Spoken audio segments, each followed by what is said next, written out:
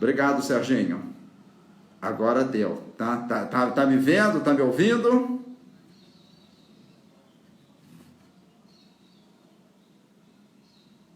Ó, já tem pessoas entrando. Paula, Fernanda, Lia, né? Então tá bom. Muito obrigado, né? Muito obrigado. Tchau, Serginho. Tchau. Boa tarde a todos. Vocês estão me ouvindo? Se puderem dar um recadinho ali, mandar uma mensagem, né? Enfim, né? Estão me ouvindo? Por favor. Né? Alguém pode mandar uma mensagem? Posso começar? Estão me ouvindo certinho?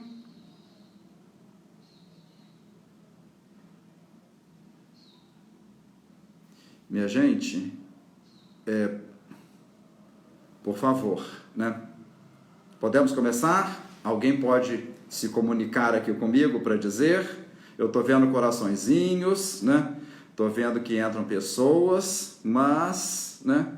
Ah, tá perfeito, tá certo. Então, deixa eu lá. Muito bem, minha gente, boa tarde a todos, novamente, né? Dia 30 de abril hoje, né? Demoramos um pouquinho aqui, uns minutinhos, porque, enfim, a conexão não estava funcionando, mas agora já está tudo normalizado, né? Então, muito obrigado pela presença de todos vocês novamente. Agradeço ao Shopping Cidade Jardim, tá? Enfim, com o Bruno Astuto e toda a sua equipe, especialmente o Sérgio Amaral, que me ajuda aí consideravelmente. Agora mesmo estamos falando por telefone para que pudéssemos aqui entrar nessa live aula, né? E muito bem, então hoje, né, nós vamos falar exatamente sobre Cartier, tá? Uma grande casa joalheira aí de reconhecimento e de prestígio internacionais, né? Enfim, tá? Terça-feira que vem, tá? Que é dia 5, nós temos sobre Emílio Pucci, e na outra quinta, dia 7, nós temos sobre Louis Vuitton. Então já fica aí antecipadamente comunicado para vocês, né? Mas enfim, então vamos falar hoje sobre a Casa Cartier, que foi uma casa fundada no ano de 1847. Mas eu acho que antes de falar da própria Casa Cartier, faz necessário que eu faça alguma referência na questão das próprias joias, né? Enfim, a palavra joia vem de jocale, em latim jocalia, na realidade, que quer dizer alegrar-se, enfeitar-se, tá? Nesse sentido de estar alegre. Então, as etimologias, elas nos dão muitas referências boas, né? Referências que nos ilustram, nos ensinam uma série de questões, né? E dessa forma, tá? Vem esse conceito do que você, ao usar uma joia, você está alegre, você está celebrando alguma coisa, o que é comum uma joia para um rito de passagem, para uma celebração, o que quer que venha a ser, né? Com os seus respectivos simbolismos. Lembrando que, tá, o ser humano, tá, ele vai colocar alguma coisa sobre o corpo por 3 razões, né? A primeira dessas razões, tá, sob o ponto de vista teológico, é o aspecto do pudor, né? Porém, a ciência não considera, tá, o aspecto do pudor, né? E leva em consideração que o ser humano colocou algo sobre o corpo ou por adorno ou por proteção. E no caso das joias, nós entendemos que tem o significado aí do adorno. Lembrando que na pré-história não eram as joias como nós assim as conhecemos hoje, tá? Mas uma joia, tá? Um elemento decorativo, tá? Que foi encontrado em algum sítio arqueológico pré-histórico, tem um significativo valor histórico, tá? E por sua vez vai ter um valor material também, não resta a menor dúvida, tá? Mas não com o material precioso, né? Seja o metal, seja a pedra, como nós assim as conhecemos hoje, tá? Então, dessa forma, tá? O ser humano vai colocar alguma coisa sobre o corpo para criar um diferencial entre os seus próprios semelhantes, entre os seus próprios pares, né? E esse diferencial vai criar, tá, toda uma hierarquização social, tá? Sabe-se disso desde a pré-história, porque existem túmulos pré-históricos mais sofisticados do que outros dentro de pessoas que pertencem ou pertenciam a uma mesma tribo. Ou seja, tá, essa hierarquização social, né, diferenças sociais, como assim nós conhecemos, existe, tá, desde momentos mais primeiros, desde momentos aí imemoriais, né?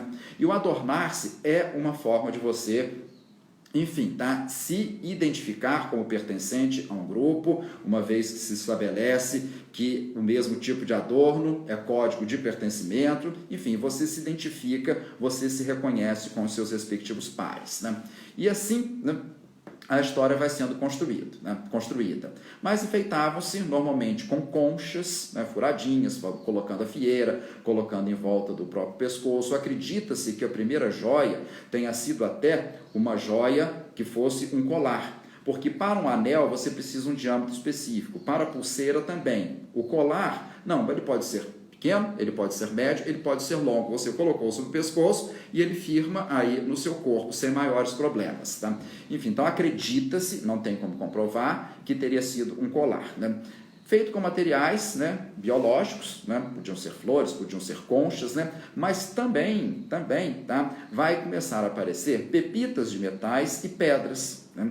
Qual a razão principal? Você olha uma determinada pedra, tá? E vê ali uma cor diferente daquelas habituais do seu habitat, né? Aquilo te chama a atenção, tá? Não resta a menor dúvida. Assim como as flores chamam a atenção pelas cores, assim como as flores chamam a atenção pelo perfume, inclusive para outros animais, principalmente pássaros, para que haja polinização, enfim, e assim a história vai nos ensinando, né? A natureza, tá? Uma grande mestra, uma grande mãe, nos ensina muitas coisas, né? E a questão do próprio brilho, tá? Encontrar um metal que brilhe, tá? É muito interessante, porque o ser humano tem esse fascínio pelo brilho, exatamente pelo fato de que a água é fonte de vida e uma lâmina d'água costuma brilhar com o reflexo do sol. O sol bate ali e dá esse reflexo do brilho. Então, onde existia brilho, tá? Deduzia-se que existia água e, por extensão, é fonte de vida, tá? Não vivemos sem água, sabemos disso, né?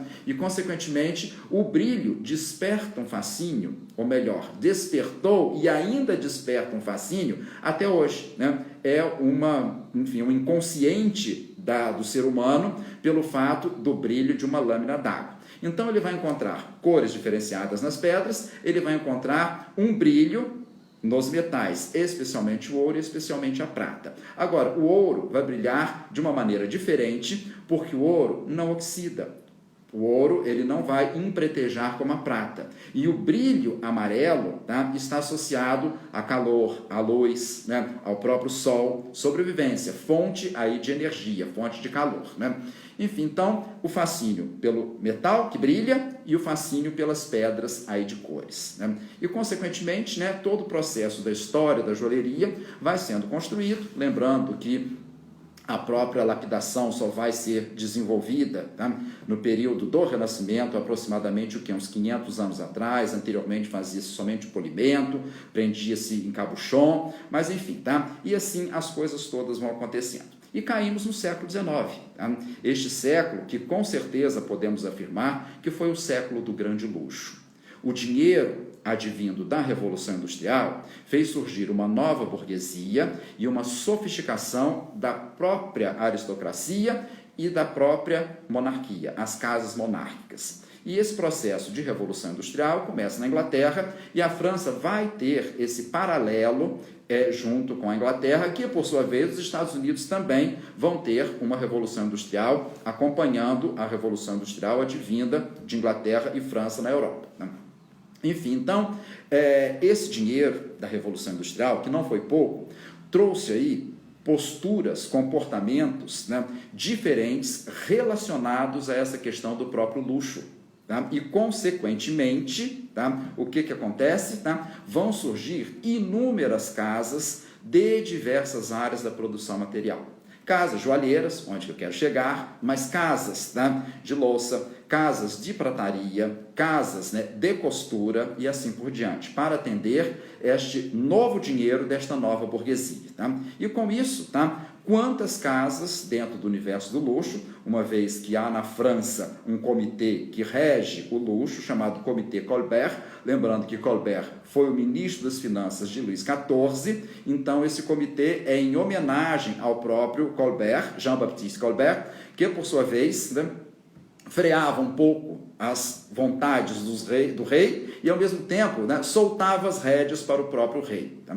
Enfim, e este Luís XIV, o Rei Sol, foi que fez essa França como nós a conhecemos. Tá? E depois veio Luís XV, veio Luís XVI, Revolução Francesa, Império Napoleônico, Romantismo, tá? E já dentro daquele intervalo de tempo, que seria o Segundo Império na França, né, a Casa Cartier vai ser fundada exatamente no ano de 1847, por um senhor chamado Louis-François Cartier. Tá? E com isso, tá, começa todo um processo, inclusive fazendo joias para a imperatriz da França, tá? Imperatriz Eugênia de Montijo, né, espanhola de nascimento, mas casada aí com Napoleão III, não o Napoleão Bonaparte. Né? E dessa forma, tá, a casa vai ganhando corpo, né, e se fazendo cada vez mais. Né? Enfim, depois deste preâmbulo, eu vou colocar aqui algumas imagens, aquela técnica que eu aprendi com o Serginho, lá do Shopping Cidade Jardim, para que nós possamos ver algumas imagens e complementar isso tudo que eu estou falando aqui, tá? Deixe-me acionar, né? E, enfim, tá? E deixe-me achar aqui as imagens, né? Deixa eu voltar aqui um pouquinho e vamos lá, né? Agora, eu preciso esclarecer, tá, uma confusão que normalmente é feita, tá? Exatamente, né? Este é o Louis-François Cartier, que foi, tá, o fundador, 1847, né? Louis-François Cartier vai ter, né, um filho, esse que está com esta oval, Alfredo, né? Enfim, o Alfredo, né, vai ter 3 filhos, né? Pierre, Jacques e Louis, que os 3 também são Cartier. Então, muitas vezes, há uma confusão quando se fala Louis Cartier, tá? Não sabendo se é o fundador ou se é o neto do fundador. Este que está aqui com o oval é filho do Louis-François Cartier. E os 3 são filhos dele, que, por sua vez, são netos do próprio fundador da casa, tá? Enfim, tá? Então a casa vai ganhando corpo, vai se fazendo cada vez mais, já nasce com significativo prestígio, tá? E nesse processo todo, né, a casa já tinha passado por três endereços na própria cidade de Paris. Até que em 1899 ela vai se estabelecer no número 13 da Rue de la Paix. Ou seja, uma rua tremendamente sofisticada, tá? Uma rua que vai unir a Avenida de l'Opéra à Place Vendôme. Place Vendôme tinha sido construída por Luís XIV. A Avenida de l'Opéra foi aberta no processo de reurbanização pelo Barão de Haussmann, tá? Em função dos novos tempos aí de Paris, né? Enfim, essa rua então passa a ser uma rua tremendamente sofisticada e vários nomes, até mesmo da costura, já estavam estabelecidos aí na Rue de la Paix, né? Enfim, só que neste processo, no ano anterior, né, 1898, o Louis Cartier, o neto do fundador, se associa ao próprio pai e vai dar uma nova paginação, vai dar um novo alento para, tá, a própria Casa Cartier. Tá? Enfim, e nisso o que vai acontecer? Né? Quem ia muito a Paris para comprar, visitar e fazer compras, inclusive de joias, né, era o filho da Rainha Vitória, o príncipe de Gales, que viria a ser, né, o rei Eduardo VII. Ou seja, a Rainha Vitória, né, subiu ao trono em 1837, morreu em 1901. Imediatamente o rei assume. Tá? Mas a celebração de coroação normalmente é um ano seguinte. E exatamente no ano de 1902, né, o rei Eduardo VII é coroado como rei inglês, mas já amigo, né, do Cartier. Né? E com isso ele fala, né, para o Alfredo Cartier: olha, você tem 3 filhos, né? Mande um para Londres para abrir uma filial da Cartier em Londres, né? Porque eu vou indicar muitas pessoas e assim por diante, né? E não foi diferente, né? Cartier foi para Londres para abrir a filial e não, imagine vocês, né, que, né, o que o rei Eduardo VII encomenda para a Casa Cartier? 27 tiaras de platina e de diamante para enfeitar as cabeças de mulheres, né, nobres que foram para a sua coroação em 1902. Imagine vocês, né? Olha que coisa interessante, né? 27 tiaras de platina e diamante. Vou fazer uma ressalva e voltar um pouquinho no tempo para justificar, tá, a platina. Tá? A platina foi descoberta aqui na América do Sul, na região onde hoje é o Equador, né, pelos colonizadores espanhóis, né, que viram, tá, pepitas de um metal esbranquiçado, à semelhança da prata, mas que não conseguiam trabalhar aquela prata. Não conseguiam, enfim, e portanto achavam que fosse uma prata de qualidade inferior. Por isso que deram o nome de platina, que em espanhol significa pratinha, ou seja, tá, inferior à prata, né? Mal sabiam eles que é um metal muito mais precioso, né? Vale muito mais raro, que é uma das premissas que faz o diferencial de um preço e, consequentemente, um produto relacionado ao mundo do luxo, é a raridade de você encontrar esse determinado produto, né? Mas Cartier, né, conhecendo, obviamente, né, não só o universo gemológico, como o universo também, tá, dos metais, né, o que ele faz? Tá? Em função, tá, da Revolução Industrial, foram desenvolvidos altos fornos com altíssimas temperaturas, né, e começam a experimentar, tá, na platina. Né? Resumindo, tá, onde eu quero chegar? O ponto de fusão da platina é muito superior ao ponto de fusão do ouro. Tá? Ou seja, tá, o ouro é em torno de 1000 graus centígrados, né? O da platina é muito superior. Consequentemente, não conseguiam trabalhar a platina até a Revolução Industrial. Ou seja, foi descoberto, tá, no século XVI, só a partir de meados do século XIX que conseguiu trabalhar a platina. Né? E aí acabou ficando com o nome de platina, mesmo sendo um metal superior até ao próprio ouro. Né? E por ser mais raro também, acaba ficando mais relacionado a um significativo prestígio. E digo mais, tá? O ouro é maleável, a platina não é tão maleável assim. E Cartier vai fazer, né, essas tiaras com platinas e diamantes, né? E ele, né, vai fugir da estética predominante nesse determinado intervalo de tempo, que era exatamente a estética do Art Nouveau. Enfim, tá? Inspiravam-se nas formas orgânicas da natureza, raízes das plantas, galhos das árvores, né? Asas de libélulas, flores, né? E desenvolviam de uma maneira estilizada a linha curva. Isso foi a estética que predominou dos anos 1890, ou do ano 1890, até a insurreição da Grande Guerra em 1914. Né? E isso foi uma realidade na arquitetura, né?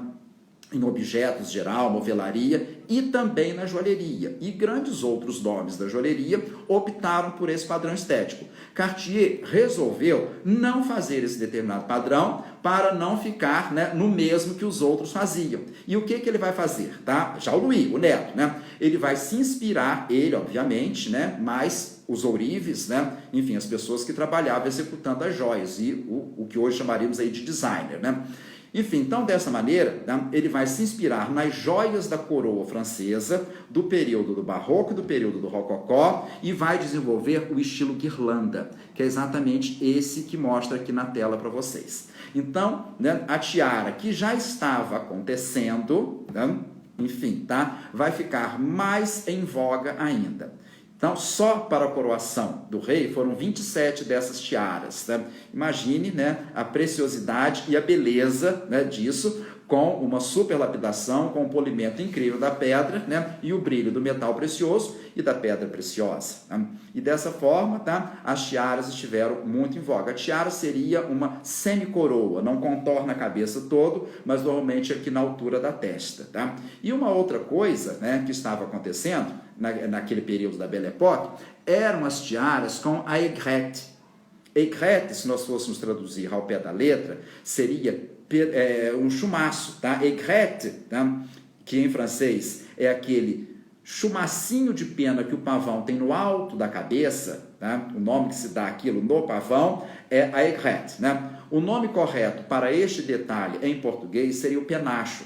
E de onde vem isso? Tá? Uma influência especialmente da Índia, porque era comum, tá, na ornamentação indiana, que não era pequena, tá? Por longo tempo, que recebe uma influência persa até criar a sua própria identidade, né? O pavão, tá? É o animal referente a Shiva. Inclusive, Shiva se locomove em pavão. Nos templos hindus, onde há uma escultura de um pavão na porta, sabe-se que é de Shiva, porque era como se fosse um estacionamento. Se Shiva precisar se deslocar, o pavão ali está para atendê-la no seu deslocamento, né? E, né, vai surgir, né, já tinha surgido até antes, né, o cachemir. O que é cachemir? Cachemir pode ser duas coisas. Pode ser um tecido com a lã da cabra cachemir, né, típica ali da região de Caxemira, hoje pertence mais ao Paquistão do que à Índia, né? E o cachemir pode ser aquele ornamento, né, que é tipo uma bolinha com uma pontinha e uma curvinha, né, que é uma estilização do olho da pena do pavão. Então era comum, tá, os dobres, as pessoas com prestígio, os marajás indianos, usarem penachos no seu turbante com o formato do cachemir e ainda ter o próprio penacho, a própria pena, né? E isso, né, acaba influenciando, tá, o design da linha. E Cartier, tá, de uma joia mais ocidentalizada, muito desenvolveu tiaras com penacho. Aquelas para coroação não tinham penacho não, tá? E normalmente isso aqui é pena de garça, que é super suave, super levinha, né? Algumas gigantescas, lindas, maravilhosas. Mas Cartier ajudou a difundir a moda das tiaras com a aigrette, que em português seria penacho, né? E assim a coisa toda vai. Porém, nesse processo todo, né, quando Cartier vai para Londres, ele abre a sua filial em Londres em 1902, né? E posteriormente vai abrir a sua filial em Nova York em 1909. E é um fato muito curioso, né, que Cartier já procurava um espaço, né, na Quinta Avenida para estabelecer a sua casa, né? E tinha uma senhora que queria vender a sua casa, que era um prédio inteiro, né, para, enfim, quem quisesse comprar, né? Essa troca foi feita por um colar de pérolas da Cartier, que valia tanto quanto aquele prédio inteiro na Quinta Avenida, onde até hoje está estabelecida a Casa Cartier. Isso em 1909. Então já tem em Paris desde 1847, em Londres a partir de 1902 e em Nova York a partir de 1909. Mais ou menos a história se repetiu, né? Porque os holandeses, quando foram colonizar a ilha de Manhattan, eles trocaram pelos índios locais, pelos nativos locais, a ilha por um punhado de contas, né? E sabemos que a ilha de Manhattan foi colonizada por holandeses, né? E nessa troca aí de Cartier, né? Cartier já neto, né, com a determinada senhora, né, acabou sendo também por um colar, né, não de contas, né, como assim foi no período de formação da ilha, mas, né, de colonização, mas por um colar de pérolas, que valia exatamente o preço que ela pedia naquele determinado prédio inteiro, tá? E assim as coisas, a história vai sendo construída, né? Vamos depois também, né, porque uma vez que o Cartier era amigo de Santos Dumont, deste brasileiro, deste mineiro, da cidade de Palmira, que foi aí o inventor do avião, e ainda no seu processo de balonismo, dos dirigíveis, né, Santos Dumont não tinha como ficar com uma das mãos livres para tirar o relógio de bolso, né? E com isso ele pede Cartier para desenvolver um relógio de pulso masculino, tá? E aí, né, Cartier, exatamente em 1904, vai desenvolver o famoso relógio em homenagem a Santos Dumont, que vai ser o relógio Santos, que ainda é produzido, ainda é cobiçadíssimo, fora outros relógios, como o tanque, que veio durante a Primeira Guerra Mundial, entre outros designers, não há dúvida, mas esse é muito famoso, e aqui vamos falar um pouco, né, vamos puxar a brasa para a nossa sardinha de brasilidade, que é o famoso relógio Santos, né, cobiçadíssimo, especialmente na atualidade pelos homens, né? E Santos Dumont, no momento em que colocava o relógio no pulso, ele não precisava desocupar uma das mãos dos mecanismos lá dos dirigíveis para poder tirar o relógio do bolso. Era só virar o braço e já via que horas eram naquele determinado momento, né? Muito interessante essa história, né? E hoje é um clássico da linha de relojoaria da Casa Cartier. E é um fato muito curioso que os homens, independente de Santos Dumont já ter usado por uma determinada função, um benefício, tá? Os homens não vão gostar de usar relógio de pulso.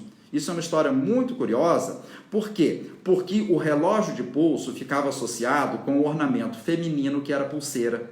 Os homens não gostavam de usar e as mulheres usaram com maior facilidade. Então, relógio de pulso, tá, para as mulheres significa emancipação feminina. Elas passaram a ser donas do seu próprio tempo. Não dependiam mais do horário, do relógio de bolso do pai, do avô, do marido, de quem quer que fosse. E elas usavam com facilidade porque tinham, tá, o hábito de usar pulseira também. Não era grandes problemas, né? Só que nisso daí, o homem, a partir do momento, tá, que o automóvel vem se aprimorando, e cada vez mais, depois do final da Primeira Guerra Mundial, que aí já tinha automóveis velozes, as baratinhas, como eram chamados, né? Enfim, a uma delirante velocidade de 25 km/h, mas era uma delirante velocidade para a época, né? Dirigindo, pegando no volante, o homem, por praticidade, começa também a usar o relógio de pulso, tá?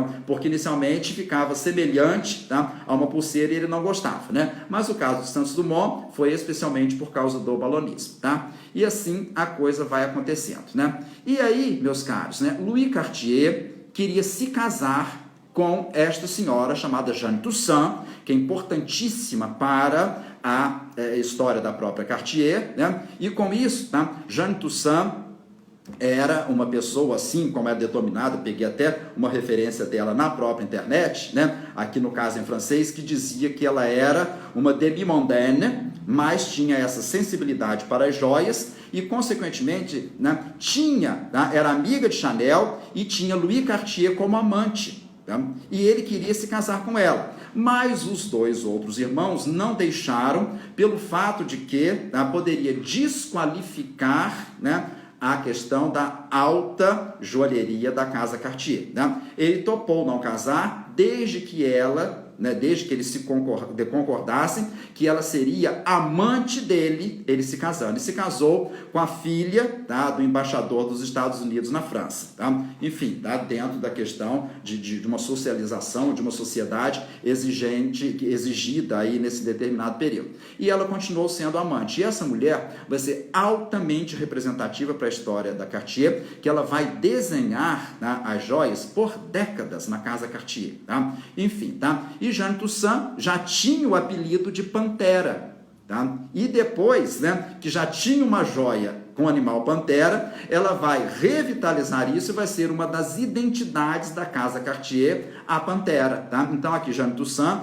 uma montagem, né, comparando a uma Pantera, né? Jeanne Toussaint trabalhando, né, chez Cartier, na questão do design das joias, né? Enfim, então isso daí já está acontecendo desde o período lá da Belle Époque, tá? Desde o início do século XX, né? Jeanne Toussaint está lá, né? E aí, né, vem a questão de guerra, né? Vem toda uma situação delicada, né? E aí, passados os anos, né, o geometrismo está muito presente nas artes, né? Principalmente com o cubismo, com o neoplasticismo, com o construtivismo, com o suprematismo, tá? Com a escola Bauhaus, né? E na sequência, tá, o francês que sente necessidade de um ornamento, né, dentro dessas questões todas, vai fundamentar a estética do Art Deco. O Art Deco vai ser, né, um privilégio, né, das linhas geométricas em detrimento das linhas orgânicas, que eram características da estética do Art Nouveau na virada do século XIX para o século XX. Né? E dessa maneira, né, o Art Deco, né, que já vinha sendo praticado, vai ser oficializado exatamente em 1925, com uma exposição que aconteceu em Paris. Mas há um fato muito curioso, que exatamente no ano de 1922, Howard Carter, esse arqueólogo inglês, finalmente conseguiu descobrir a tumba de Tutankhamon. Tá? E pegando esta referência do geometrismo, da lei da frontalidade presente na arte egípcia, tá? Essas referências, né, egípcias vão fazer parte dos processos estéticos. Foi a chamada Tutmania ou Egiptomania, a partir de 1922. Né? E isso vai influenciar o design, de uma maneira geral, inclusive o design de joias. Né? E aí, Cartier vai fazer joias, né, como essa daqui, um broche, inspirado no escaravelho característico da arte egípcia, né? Que são joias preciosíssimas, lindas, mas de nítida influência em função da descoberta da tumba de Tutancâmon e por referência do Art Deco, que vai privilegiar as linhas geométricas, né? E aqui nós temos essa exposição, cartaz da exposição, que legitima o Art Deco a partir de 1925, tá? Muito bem, tá? E nisso, tá? Um outro irmão, tá? Aqui, no caso, Jacques Cartier, esse que está dentro de um oval, viajava muito à Índia para especialmente comprar as pedras preciosas, né? Sendo a Índia nesse período, tá, a principal fonte das melhores pedras preciosas, né? Então, eles tinham como objetivo não perder nenhum lote de qualquer pedra que fosse, mesmo sendo absurdamente caro, né? Vamos comprar, porque senão a concorrência vai comprar e pode passar na nossa frente. Então, comprava e ele ia com regularidade comprar pérolas, comprar pedras preciosas na Índia, né? E com isso, né, trazendo para Paris para ser desenvolvido, né? E dentro da estética do Art Deco, Cartier, a casa Cartier, vai especialmente desenvolver os famosos relógios invisíveis. É muito interessante isso, é um segredo de técnica joalheira, que são placas, né? Vou falar o pouco que eu sei. São placas de cristal internamente que elas giram por um mecanismo que você não vê porque está escondido na base. Então, são os relógios invisíveis porque você não vê nenhuma máquina e os ponteiros parecem que giram no ar, né? Enfim, então foram famosíssimos esses relógios de mesa, especialmente dentro da estética do Art Deco, os famosos relógios invisíveis, né? E aqui nós temos outras joias dentro dessa estética que privilegia o geometrismo, tá? Como aqui é um clipe. Clipe é como se fosse quase que um brinco de pressão que você colocava normalmente no decote. Olha que maravilha, com diamante e esmeralda, né? Pulseiras, né? Entre inúmeras outras peças dentro da estética aí do Art Deco, né? E nisso, tá? Os marajás indianos iam muito a Paris e a Londres, né? E esse daqui é o famoso marajá de Patiala. Vejam o turbante dele com uma espécie de tiara e a aigrette, o penacho, que é típico dos nobres e dos endinheirados indianos, né? Enfim, tá? E esse colar que ele está é exatamente esse aqui que foi desenvolvido na casa Cartier. Para vocês terem uma ideia, este colar tem mais de 1000 quilates só em diamante. É o colar que mais tem diamantes em toda a história da joalheria que nós assim conhecemos, né? Enfim, então os indianos com muito dinheiro, adorando a estética aí do Art Deco, vão comprar muito, tá? Tanto na Paris quanto na Londres. Não só joias, mas móveis e inúmeros objetos aí com essa identidade. Aqui várias joias dos marajás, assim como os colares das Maharini. Maharini seria a esposa do marajá, né? E com isso, né, a joalheria ganha uma outra identidade. Vem a queda da Bolsa de Nova York, em 39, e aí Jeanne Toussaint vai desenvolver o quê? Esta linha, este padrão estético chamado a linha Tutti Frutti, né? Então ela pega até joias já existentes e pega as pedras e as remodela dentro desta combinação de cores que normalmente é azul, verde e vermelho, né? Com as respectivas pedras preciosas, né? E com isso faz um grande sucesso a linha Tutti Frutti dentro da casa Cartier, né? Para vocês terem uma ideia, tá? O Wallis Simpson adquiriu joias dentro da linha Tutti Frutti. Imagine, tá? Esta norte-americana, divorciada, que, né, o príncipe que seria o Eduardo VIII da Inglaterra, apaixonado por ela, resolveu abdicar do trono para se casar com a pessoa que ele amava, né, que era exatamente o Wallis Simpson. E como não foi possível, por regras da monarquia inglesa, ele disse, já que você não vai ter as joias da coroa, eu vou te encher de joias, né? E encheu especialmente com as joias da Cartier, né? Imagine, dentro da linha Tutti Frutti, olha esse famoso flamingo, né? Inclusive que ela usa como broche, né? Da casa Cartier, né? Entre outras peças, né? Enfim, esse colar Cartier e o Wallis Simpson usando, né? Até que em 1949, tá? Vai ser feita essa broche para ela, que é exatamente a pantera da casa Cartier, e vai ficar famosíssima a pantera da Wallis Simpson, né, que passou a ser um dos símbolos da casa Cartier, exatamente a pantera, tá? Mas aí, voltando um pouquinho no tempo, nós temos a Segunda Guerra Mundial, né? E a Segunda Guerra Mundial, Paris vai ficar sob ocupação, né? E aí, Jeanne Toussaint peitou os nazistas, né? Ela fazia joias com pássaros engaiolados. como nós vemos aqui na parte superior. Ela foi chamada 3 vezes, tá, pelos nazistas para justificar essas joias. E ela falava, não, né? Eu faço essas joias porque eu tenho vontade de fazer pássaros como referência de joia, né? Enfim, e por isso não aconteceu nada, né? Mas passado, terminada a guerra, né? O que vai acontecer quando Paris fica liberada da ocupação? Jeanne Toussaint vai fazer as joias com os pássaros bleu blanc rouge, as cores da bandeira francesa, do lado de fora da gaiola. Ou seja, a intenção dela era exatamente dar uma espetada dos nazistas que nós franceses estamos aprisionados, né? Tanto que essas joias, para o colecionismo, para a Casa Cartier, além do valor material, tem um valor histórico dos mais significativos, né? E a Casa Cartier sempre fazendo das melhores peças. Inclusive, nos anos 1950, vai fazer essa espada, tá, para a posse de Jean Cocteau, uma espada desenhada por ele, esse artista surreal, né, para a sua posse como acadêmico. Também essa espada feita pela Casa Cartier. E também nos anos 50, nós vamos ter Grace Kelly, né, que essa norte-americana que se torna princesa em Mônaco, ao se casar com Renier, uma grande cliente da Casa Cartier, como esse colar, como este anel, que tem ela aqui usando, e assim por diante. E aí, nos anos 1960, vai acontecer um fato muito curioso, né? Um pouco mais adiante, que foi leiloado em Nova York um diamante imenso, maravilhoso, puríssimo, né? E que houve leilão e 3 pessoas se manifestaram, né, querendo comprar o diamante. E aquele diamante, o preço foi subindo, assustadoramente, até que passou de $1 milhão. Foi o primeiro diamante, né, leiloado acima de $1 milhão, né, arrematado acima de $1 milhão. E nisso, né, quem comprou? A Casa Cartier, que foi exatamente o diamante Cartier. Só que no dia seguinte, né, quem foi até a Casa Cartier foi o advogado de Richard Burton, que era uma das 3 pessoas que também levantava o dedo para tentar arrematar a joia, né? E dizendo que ele queria comprar esse diamante para dar de presente para Elizabeth Taylor. A Casa Cartier vendeu por um preço superior, com a condição de que ficasse exposto durante um tempo na vitrine da Cartier. Filas intermináveis, né, passavam por ali para ver aquele diamante, né, que a Cartier tinha comprado e que passaria a ser o diamante Burton Taylor, que é esse daí. Veja Elizabeth Taylor com esse diamante magnífico, né, em talho pera, e o seu colar, né? Aqui ele um pouco mais detalhado, né?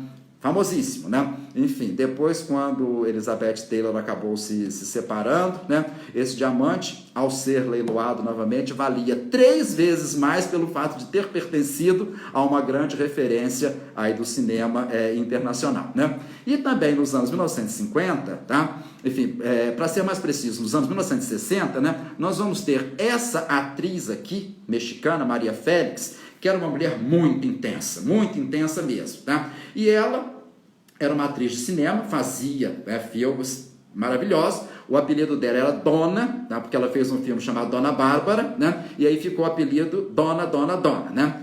E ela gostava muito de répteis. Ela criava répteis e encomenda a Cartier, em 1968, uma cobra feita toda de diamantes com o mecanismo, né, exatamente com o movimento da cobra. Então, ela segurando a sua joia e essa cobra, né? Aí, como se não bastasse isso tudo, né, Maria Félix, certa vez em Paris, Maria Félix chegou até a ser imagem de grandes casas de moda, porque fez um sucesso tremendo, né? Maria Félix vai à Casa Cartier, no número 13 da Rue de la Paix, com o seu bichinho de estimação naquele momento, que era um crocodilo bebê. Ela chega com um crocodilo vivo na Casa Cartier, puxando, né, e pedindo para fazer uma joia com crocodilos. E foi feita essa joia pela Casa Cartier, né, com não sei quantos 1000 quilates só em pedras preciosas, fora o ouro, e ainda por cima, as patinhas do crocodilo eram removíveis, que podiam virar broche, né?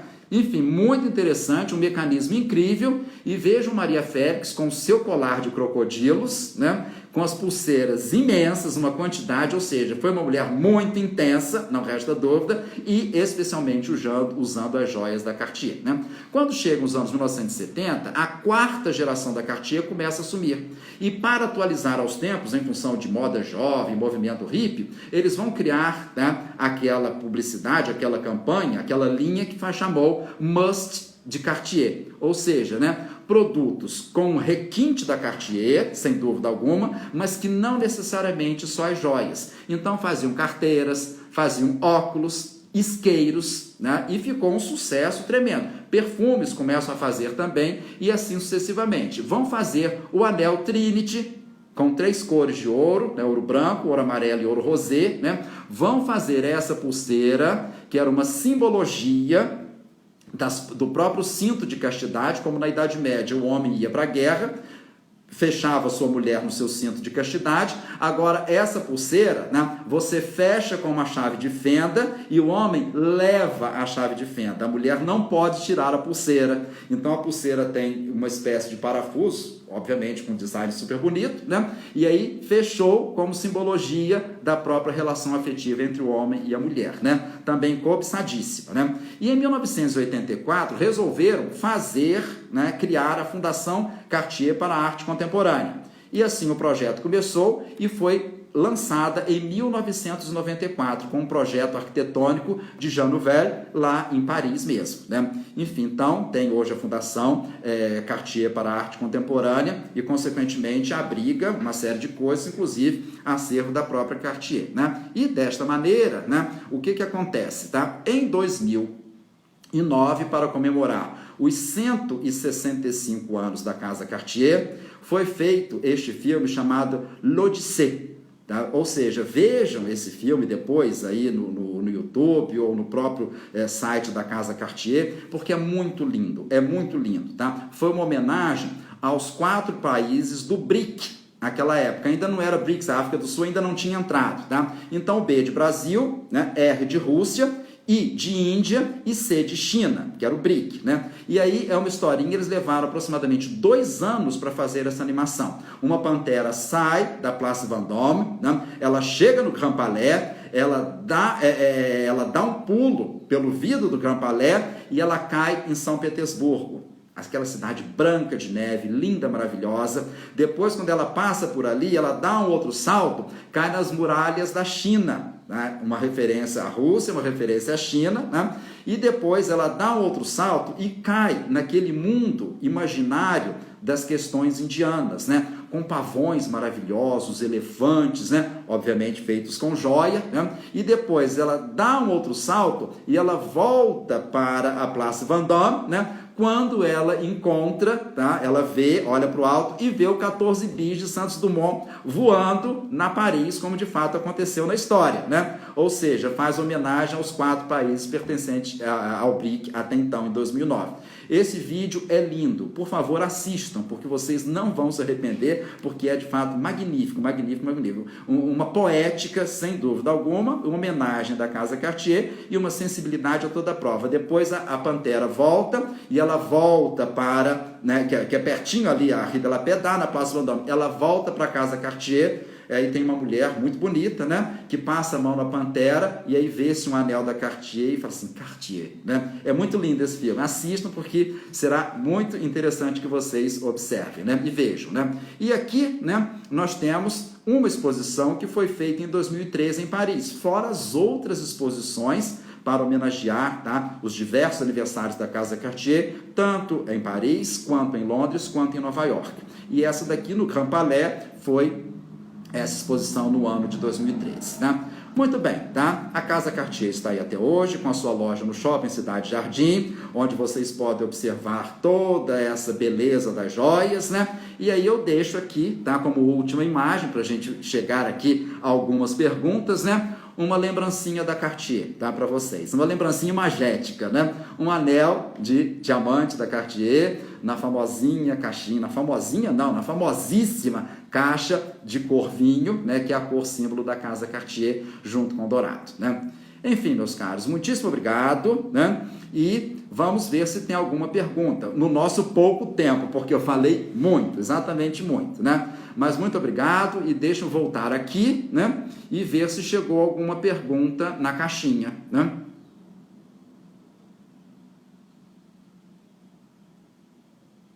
Enfim, não apareceu pergunta nenhuma. Não apareceu nenhuma pergunta, né?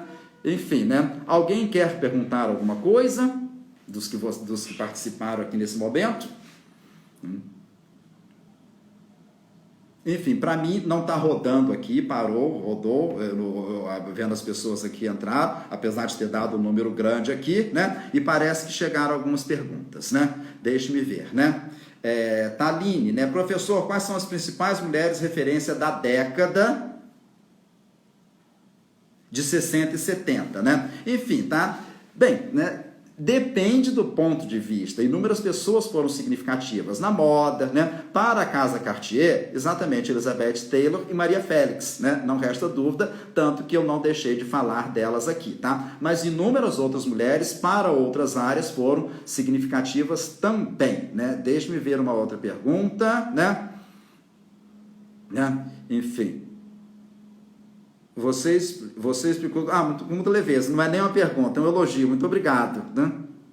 Bem, as joias da Cartier encantam a todos, né? Enfim, né? Professor, a Cartier foi a primeira casa de joias? Não, não foi a primeira casa de joias. Existem outras casas joalheiras anteriores, né? Mas ela é das mais importantes da história mundial da joalheria, não resta a menor dúvida. Deixa-me ver, né?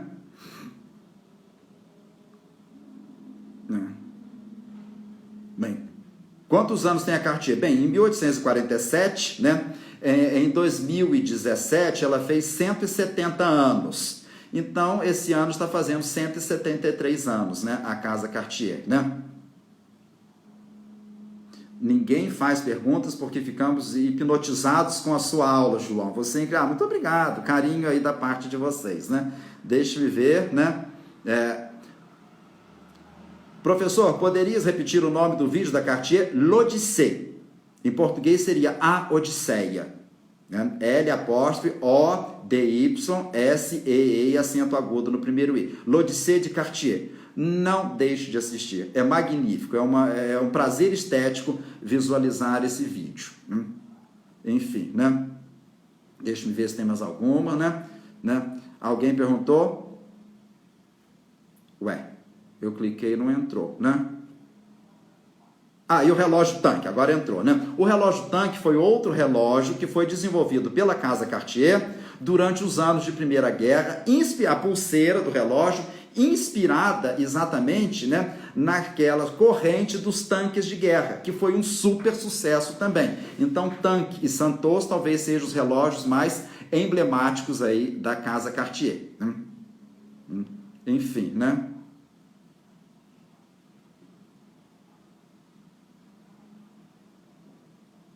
Alguém fala da pulseira de pregos. A pulseira de pregos também é muito interessante, é dentro de um design mais contemporâneo, né, associado a essa modernidade, né, não resta dúvida. Vejam, os alfinetes, né, os pregos, isso tudo faz parte de uma estética que veio à tona a partir do movimento punk, né, na Inglaterra nos anos 70 e no restante do mundo nos anos 80. Então, é o que a gente chama de zeitgeist, de contemporaneização ao ar dos tempos. Então, essas casas são necessárias, né? É necessário que se faça isso para você estar atualizado ao ar dos tempos. Não, né, resta a menor dúvida, tá? Isso é importante nas casas, quaisquer que seja o produto, casa de moda, casa de joalheira, enfim, casa de design de móveis, é você estar atualizado, tá? Para um novo cliente. Inclusive, nessa época do Must de Cartier, né? Enfim, tá? Até um pouquinho antes, né? Até antes, na realidade, nos anos 50, né? Levaram um susto em Paris quando chegaram 4 descabelados, né, e meio assim, com roupas diferentes, entrando na loja Cartier, não entenderam nada, né? Quando foram ver quem eram os Beatles, chegando para comprar joias da Cartier em Paris, né? Enfim, então isso aí é muito curioso, né? Enfim, ao mesmo tempo, Elton John tem uma música, né, que ele canta assim, que é legal ir a Cartier para fazer compras. Então, homenageada a Casa Cartier até por pessoas que não são francesas, né? É muito bonito isso, né? O reconhecimento de um grande trabalho, né? Enfim,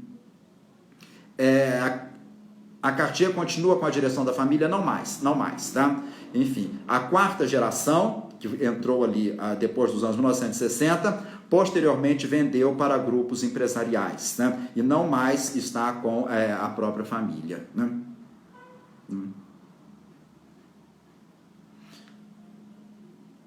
Minha gente, Eu acho que eu não... Bem, né, eu acho que eu não estou vendo mais aqui perguntas, pelo menos não está rodando para mim. E cá entre nós, né, já tem aqui o nosso tempo. Eu estou com medo de cair, né, a nossa live, né, e não ter tempo para salvá-la. Tá? Eu agradeço muito a presença de todos vocês, a participação ativa, né? O carinho sempre das pessoas mandando aí recadinhos, né? Enfim, e deixo o recado que na próxima terça-feira nós temos exatamente, tá, sobre uma live, aula ou aula live, não sei como poderia ser chamado, exatamente sobre Emílio Pucci. E na outra quinta, exatamente daqui a uma semana, nós temos sobre a Casa Louis Vuitton, tá? Que são 4 marcas, eu falei da Dior na terça-feira, hoje Cartier, depois Emílio Pucci e depois Louis Vuitton, que são casas, né, de moda e joalheria presentes lá no Shopping Cidade Jardim. Então agradeço muito a presença de vocês, o grande carinho, tá? E até uma próxima oportunidade, tá? Os recadinhos, gostaram, obrigado. Repito, um agradecimento ao Bruno Astuto, toda a sua equipe, em especial o nome do Serginho, né? Toda a equipe Cartier, que já tive a oportunidade de dar palestras lá, muito satisfeito com essa questão toda, né? E é um carinho muito grande que eu tenho aí por essas grandes marcas que eventualmente tenho contato sob a ótica da história, entender um pouquinho o processo da história através dessas casas que fizeram realmente história. Muito obrigado e até a próxima, tá bom? Tchau, meus caros. Obrigado.